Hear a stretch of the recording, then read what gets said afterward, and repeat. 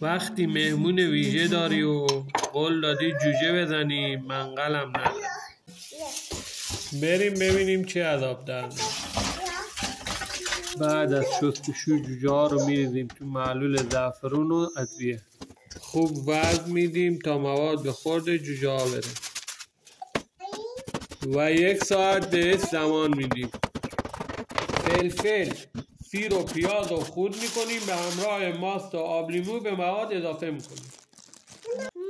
جوجه ها رو با مواد خوب وزن میدیم تا مواد به خورد جوجه ها بره. 6 ساعت بهش زمان میدیم، البته داخل یخچال.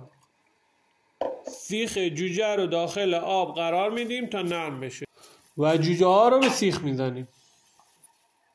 تره محلی رو میندازیم داخل قابلمه و جوجه ها رو میچینیم داخلش.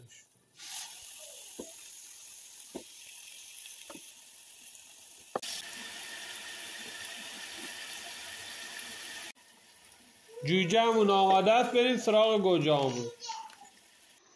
گوجه همون رو نیمه میکنیم، با نمک و روغن سرخ میکنیم.